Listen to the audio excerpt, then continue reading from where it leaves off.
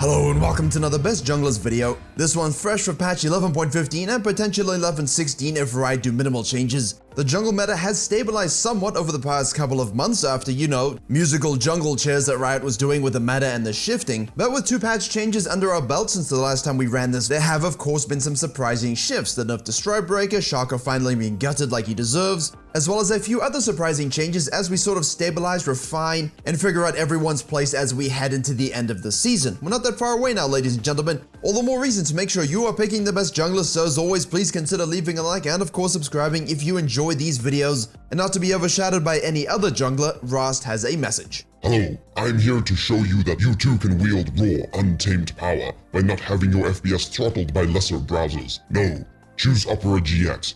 Head to the GX control panel and remove all lag while you dominate solo queue. Limit how much the browser can use your CPU, RAM, and network bandwidth. Also, you may have peak performance, like my physique. Do you want to brag to the other Darkin about your plays? Maybe see when Varus goes live with his own podcast. Use the built-in Twitch Discord integration, as well as others like WhatsApp. And for those who enjoy looking pretty while committing destruction, the design and customization of Opera GX offers luxe-level skin customization with this dark and beautiful, sleek, shiny.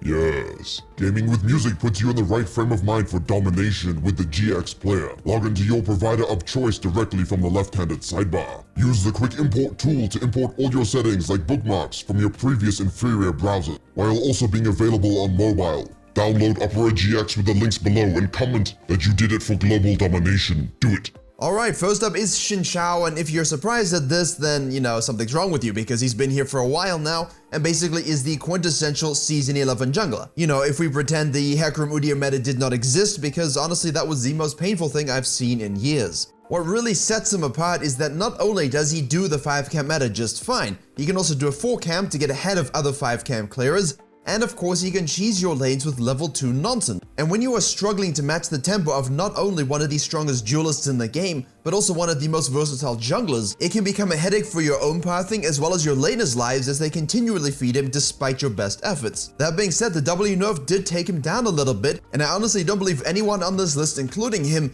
is in that bracket of, wow, this is just OP and disgusting, I have no idea what to do. I love playing Volibear into him and have no issue navigating that matchup. He also has specific other counters that could be used, like Talia, Ivern, or even Olaf. And with all of that being said, he is still the best jungler in the game, the most versatile, the most objective control, and has the best game pacing control that you could wish for. Second up, we have Lee Sin, a little bit of a resurgence based upon my Patreon tier list that I put up every patch. Along with in-depth coaching VODs that can help you navigate the meta as you wish. But despite the fact that they have nerfed him and tried to compensate for that e-buff they originally gave him, he is still running around as one of the best and most versatile. And no, I don't mean to go SOFM tank Lee Sin build, although you could do that. I just mean that if your hands are competent and your pathing is good, you always have total control over the map as you see fit. Although most people at this point know exactly what Lee Sin wants to do, so you lose that surprise factor. And there are very easy ways for you to deal with him, but despite the numbers nerf, his kit is strong, the itemization is good, and the way we jungle at the moment in the current state of the game really suits him as well. Now normally most of you are used to seeing a Shaka here, but fortunately a bug fix that gave him more counterplay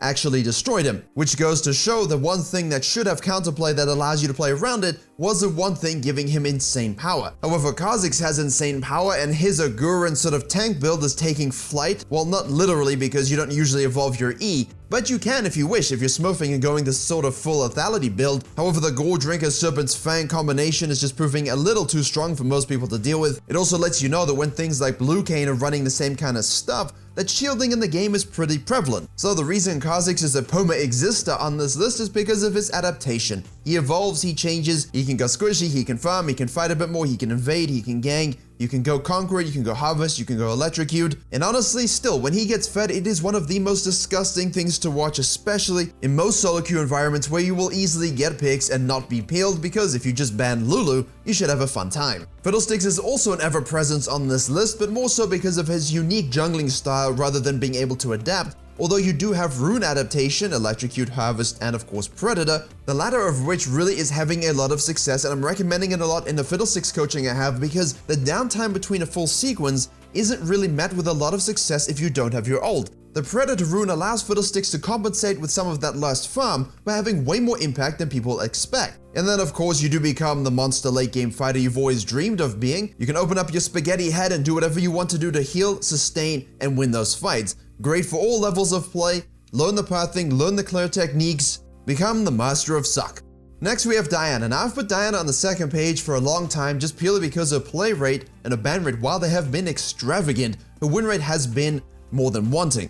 A lot of this is very seriously due to the fact that most Dianas are not active enough early. They think, well, I don't have CC until 6, I can't gank. That's just nonsense. I've just put out a Diana game, challenger game, 31 kills in that elo, and it really represents a total carry guide. All of the things we talk about in our tutorials, in these best junglers videos, combined into one game of perfection, and it shows you the power Diana can have if she rotates and ganks more than you think early game. Yes, we do want to farm and scale, but the thing is, you can dominate as an assassin, you can dominate as a split pusher, but it's really nothing to do with AFK farming. Get on the map, control the tempo of the game, and you will find out that this champion really is disgusting. Next we have Kane, and of course we have to put him here because the blue build that is going around, Blusa if you will, I've put it on the gameplay channel recently as well. You go Harvest, you go Gore Drinker, you go into the Serpent's Fang if you prefer that, otherwise most of the people are going into the Mana Moon. You can then go a bit more Bruiser as you wish or build more lethality. The choice is yours, and the form choice is yours. Kane is almost unbeatable at the moment. If they're a bunch of full squishies and maybe you have a lot of burst and kite ability,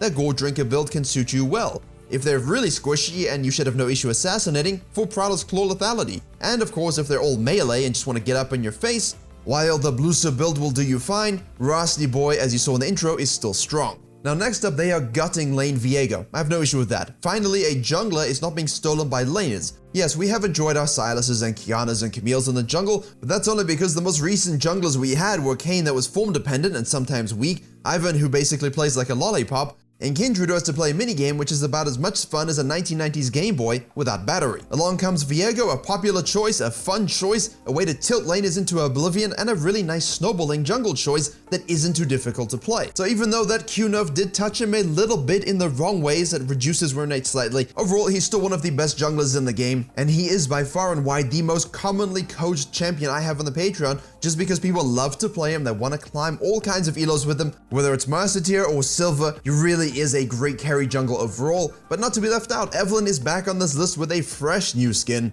Well, not that she was off the list, but she's back on the first page. And what I'm seeing more of than ever are Evelyn's really using a bit of a Season 9 approach because we can farm so quickly, and because that question mark of invisibility is always so powerful, you're just seeing a lot of cheese strategies, patience strategies, diving strategies, and some Evelyn mains even sacrificing up to a CS per minute just to get fed on the enemy's corpses and tears. So whether you need to farm to scale or you need to fight using your camo, either way, you can enjoy looking at an in-game model as well as your LP gains. I'd say something as we go into the A tier page about looking at the male models, but I think we all know that every single one is topless now. And yes, I include Volibear. But starting off the A tier page with Nocturne, it's surprising that we all anticipated a 90% slow on this champion would be kind of unnatural. Turns out it was. Turns out they nerfed it, and turns out he's just strong and normal now. He brings new meaning to the words fight or flight because he does both, and they're both into your face. Or most likely your ADC's face, so make sure if you're playing against him, if he's bot on Drake, you're top on Herald and vice versa. Don't get too handsy counter jungling him unless you know you can handle the matchup.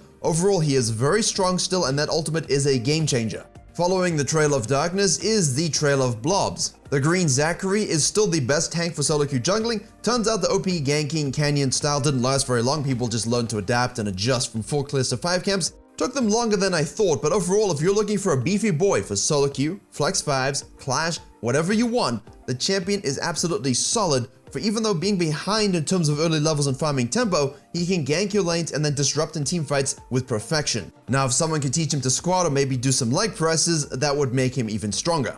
So historically I've said Fiddlesticks will ult over the wall, hippity hoppity, your soul is now my property, except now if I use the hippity hoppity for Ivan, it's just the way he walks. Or waddles. Either way, that E-buff was cherished and absorbed by all carries all over the world, as well as Ivan mains who now realize that they can go once again back into the jungle with great pathing, with great counter jungling, and even though you cannot match this kind of 5 camp, 6 camp rinse clearing tempo that some junglers are throwing around, like a Diana, Ivan doesn't care because he sees the win condition before you do, he activates the win condition, and he shields it until the end of the game. Dynamic. Always camping for top lane Rengars. Next up, we have Volibear, and he is struggling just a little bit compared to the heydays of Season 11, but what he really brings to the table in terms of simplicity is also his strength. You can level 3 invade, you can level 3 gank, you can 5 camp faster than almost any jungler by like 250, 252, you can solo objectives, you can have total map control. It's really on you to choose the best pathing for your jungling style on the bear, as well as your best itemization choice. Is it tank just to be an engager and team fighter? Maybe you want to go a bit more AP for some savant level E-drops? Or are you going for a bruiser build where you can sort of infinitely sustain and disrupt? I feel like with these decisions, sometimes people are choosing wrong and that compromises the win rate a little bit, but I do love him into things like Xin and Diana, and honestly, when you're good against meta champions, you're good overall. And next we have fresh off the Brazilian hype train, Ramus. And I say that because all the best Ramus players seem to be from Brazil. They love the champion, and that doesn't change the fact that he runs around with turbo speed on any region, on any server, in any rank. That ultimate really was a game changer for him, giving him accessibility to backlines like Volibear that we just didn't have in the past. Combine that with the fact that Thormail exists and Deadman's was buffed, he's one of the best ganking and tanking solo queue junglers. Next up, we have Trundle. Now, you would have noticed from the hidden OP videos that he was the title jungler. Why? He just seemingly counters so much of the strong meta, and if you look at data, you would see it is so. But obviously, the direct buffs help, the Divine Sundra buffs also help, and honestly, as I said in that video, and you can watch it for my full thoughts on the champion, the fact that you can go with your QW max into sort of a carry build, or you can go Frostfire E max for pure utility. I discuss all the pros and cons in that video, but you know what? Overall, he is still one of the best junglers in the game now, not just a hidden OP. Following this, we have Kindred. Now, Kindred should be fine against Trundle, although Trundle is kind of difficult for anyone with that W speed boost. Kindred overall is having a really strong season regardless. They were struggling, but then Riot gave a couple of buffs in a row, and as you would see on my gameplay channel, really popular champion. People love to play them, dedicate time, master the carry potential, allows room for mechanics, for pathing, for mini games, and best of all, you can stop your teammates from dying. Or not. Your choice. Finally, here we could have a few choices, but you know what? Rek'Sai's win rate shift after the Prowler's nerf into direct buffs to her to compensate, well, her win rate is back to normal. If you are a fan of, getting leads and closing games out very quickly, she's still the champion to go for. Just as always, please make sure you understand objective ping-ponging and actually elevating game states at the right moments. You don't want to fall behind in doing so, because if you do, you're just gonna basically lose. Right, onto the low elo page, and while there's normally sort of some kind of exception, this is really great here, but not anywhere else. We don't really have that this patch except for the Master Yeetus. A disturbing champion with too many eyeballs that rewards bad jungling and bad pathing. Don't like him. If you want to learn to get better at the role, don't play Master Yi, play any of the other ones on this list and you will be fine. However, if you really just want LP, he's still one of the best to go for. I will throw an honorable mention to Warwick. I kind of wanted to put him with the sort of Volibear crowd, but Kane is just showing himself to be so strong in terms of versatility. You can also put Virkayu here as well if you want. Finally, we have the high elo page, where if you play the right champion to the right level, you can play almost anything. However, these are your most commonly strong and most used picks. The Nidalee buffs brought her back into the crowd. She was good anyway. She's always good if you have hands and you understand jungling. Really one of the hardest, maybe the hardest mechanical jungler in the game. But with a health buff and a health growth buff, it means her first clears and early skirmishes are that much stronger, which I guess is kind of terrifying. I put out a video earlier in the week showing you that kind of level of aggression. But other than that, Kane does make a showing. Kindred is strong. Viego is always strong as well. Shaka went bye-bye here also. But please remember, things like Fiddlesticks, Rek'Sai, Elise, Zac, they always can work very well in high elo. If you're a Rengar one trick, you as well. Maybe we should do a video for him as well very soon. But I will give an honorable shout out to the Jarvan and the Talia. Not strong or by any means the best junglers in the game, but have direct counters to some of the strongest in the meta. So use those appropriately. You can find yourself having some very good games, whether it's high elo or even below. But there you have it, the best junglers for 11.15, a 3-week patch this time, so we've got a while to wait for the Evelyn and Rengar skins. I'm very excited for those. Let me know in the comments what your best jungler has been for you this season in your ranked climb. Please do like, share, and comment if of course you did enjoy and learn something. Keep those beards fresh so they can be counted among the best, and as always, I will see you all in the next tutorial.